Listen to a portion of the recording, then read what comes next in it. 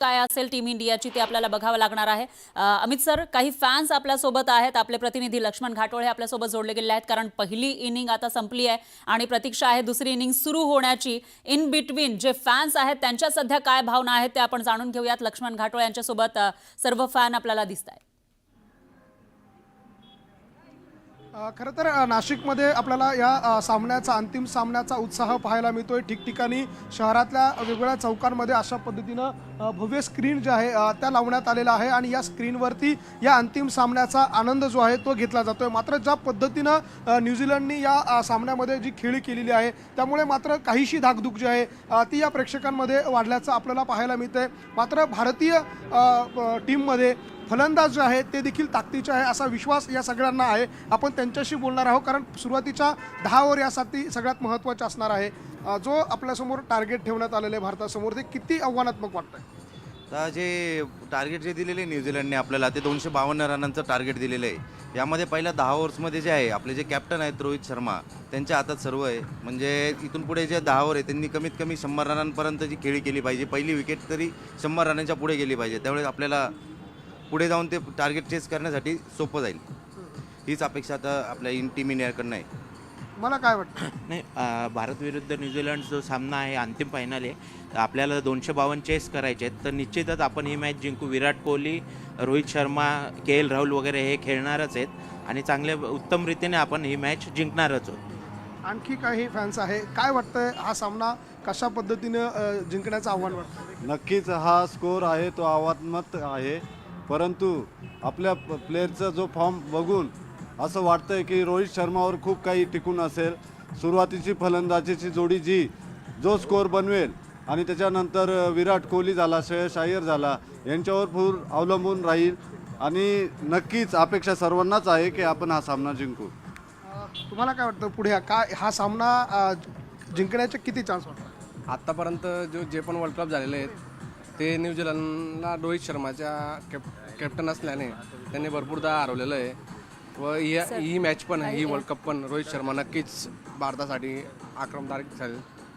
आपण बघतोय हे सगळे फॅन्स आहे आज चौकामध्ये नाशिकच्या अशा पद्धतीनं स्क्रीन लावून मॅचचा आनंद घेतला जातोय। मात्र ह्या सगळ्यांना अपेक्षा आहे 252 रनांचं टार्गेट जरी असलं तरी फलंदाजांची एक चांगली टीम जी आहे ती भारतीय संघामध्ये आहे।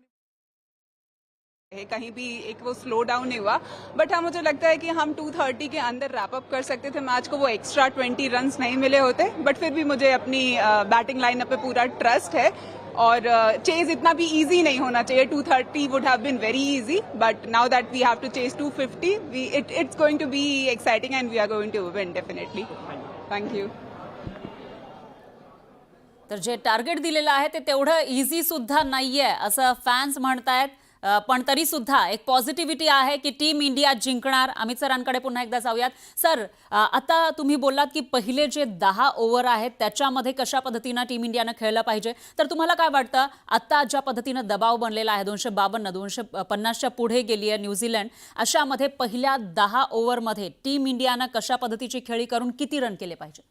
आपल्याला जर म्हटलं की आपण जर बघितलं किमान 6चा जरी रन रेट टीम इंडिया सुरुवातीला ठेवू शकली तरी मला असं वाटतं की फारशी कठीण गोष्ट नाही। एक लक्षात घ्या की 252 म्हणजे खूप काय मोठं टार्गेट आहे आणि आपण त्याचं प्रेशर घेतलं पाहिजे अशी गोष्ट नाही आहे, परंतु हे फायनल आहे आणि खास करून न्यूझीलंडची आपण फक्त बॉलिंगबद्दल बोलतोय, परंतु त्यांच्या फिल्डिंग हा जो एक पहिलेपासून या पूर्ण टुर्नामेंटमध्ये त्यांचा पॉझिटिव्ह ॲस्पेक्ट राहिलेला आहे की 30-40 रन ते सहज फील्डवर अडवतात, त्यामुळे हे टार्गेट ते अपोजिशनसाठी आणखी कठीण करतात। त्याचसोबत त्यांच्याकडे सँटनर सारखा बॉलर देखील आहे, परंतु एक पूर्ण रणनीती घेऊन टीम इंडिया आली होती। 230च्या आसपास वाटत होतं, परंतु 20 रन जास्त झालेले आहे, त्यामुळे जास्त टेन्शन घेण्यासारखी गोष्ट आहे असं बिलकुल नाही आहे।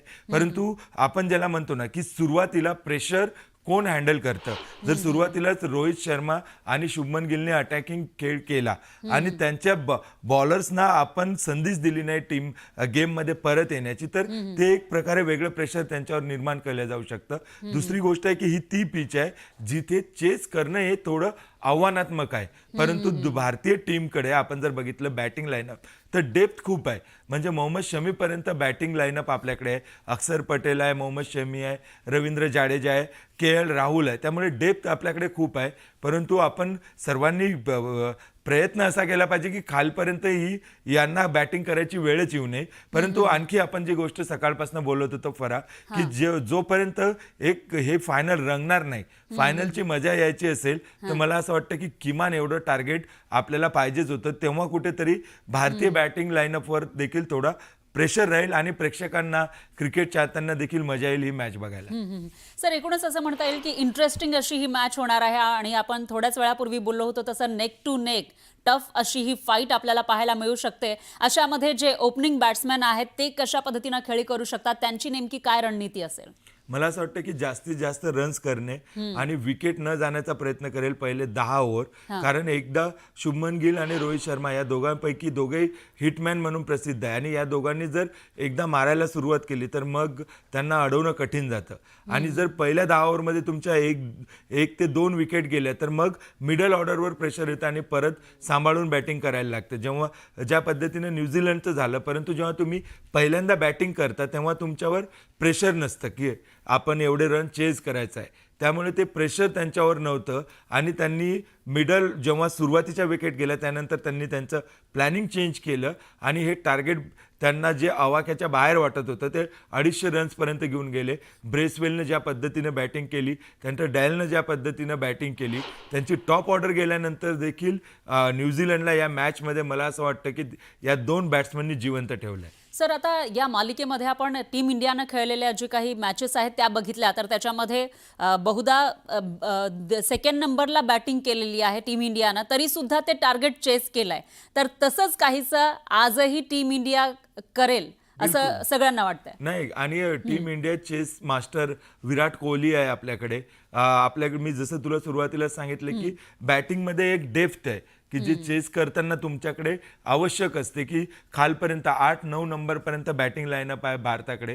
परंतु कसं आहे की 1 किंवा 2 प्लेयर्सवर तुम्ही अवलंबून नाही राहू शकत. मग विराट कोहली असेल, खाली के राहुल असेल, श्रेयस अय्यर असेल आणि एक वाईट दिवस सर्व समीकरण बदलून टाकतो. त्यामुळे आतापर्यंतचा इतिहास बघितला तर मला असं वाटतं की 250 हे फारसं कठीण टार्गेट नाही आहे टीम इंडियासाठी. खास करून रोहित शर्मा, शुभमन गिल, विराट कोहली असे प्लेयर ज्या टीममध्ये आहे त्यांच्यासाठी हे टार्गेट सहज आपण पार करू शकतो. परंतु दुसरीकडे एक न्यूझीलंडची टीम आहे जी पूर्ण प्रयत्न करेल की काही करून पहिल्या 10 ओव्हरमध्ये जर इंडियाचे टॉप ऑर्डर जेवढे जास्तीत जास्त बॅट्समन आउट करता येईल तेवढं जास्त प्रेशर ते बिल्डअप करेल. कारण 20-25 ओव्हर नंतर ही पिच थोडी स्लो होते आणि तेव्हा तुम्हाला स्पिनरला खेळणं एवढं सोपं राहत नाही. सर, आपण पिच विषयी बोलायचं झालं तर तशी तर ही जी दुबईच्या मैदानावरची पिच आहे ती थोडीशी स्लो आहे. मग अशामध्ये आपल्या टीम इंडियामधील कोणकोणते बॅट्समॅन आहेत जे सुरुवातीच्या काही ओव्हर्समध्ये जास्त रन करू शकतात? ओपनिंग बॅट्समॅन झाले. टॉप ऑर्डर आहे, त्यानंतर 1 डाऊन विराट कोहली येतो, श्रेयस अय्यर आहे, के राहुल आहे, अक्षर पटेल आहे, रवींद्र जडेजा आहे. हे सर्वच चांगले बॅट्समन आहेत. परंतु या सर्वांचा कस तेव्हा लागतो की त्यांच्यावर किती कमीत कमी जबाबदारी येते. आज मला असं वाटतं की जी आपण म्हणतो की अँकर रोल तो रोहित शर्मा, शुभमन गिल आणि विराट कोहली या 3 टॉप ऑर्डरच्या बॅट्समननाच करावा लागेल. यापैकी 2 बॅट्समन जरी चांगले खेळून गेले, यापैकी 1 बॅट्समन जरी जास्तीत जास्त.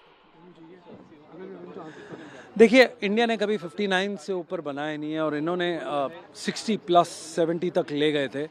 इंडिया को आज ओपनर्स जो हैं, जैसे मेरी बात हुई है कि बड़ा मुश्किल से टॉप ऑर्डर सेट हुआ है हमारा.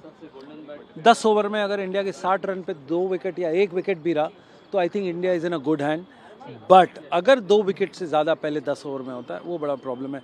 टेक्निकली आप देखो ये जूसी होती है विकेट पहली स्ट्रिप 10 ओवर के अंदर and India always plays on the front foot. So when they play on the front foot हवा में बॉल जाती है और रोहित शर्मा आपको पता है जिस तरह से लंबे शॉट्स मारता है. I think we are in safe hand right now. दरम्यान रोहित शर्माचे कोच दिनेश लाड हे आपल्यासोबत जोडले गेलेले आहेत. त्यांची प्रतिक्रिया आपण जाणून घेऊयात. दिनेश लाड सर, 251 रन केलेले आहेत न्यूझीलंडनं. किती मोठं आव्हान आहे टीम इंडिया समोर?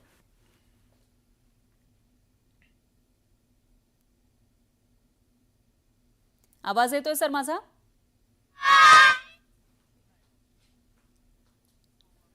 त्यांच्यापर्यंत आवाज पोहोचू शकत नाहीये. अमित सर, आपण बोलत होतो त्याप्रमाणे इथं प्रतिक्रियाही येत आहेत की पहिल्या 10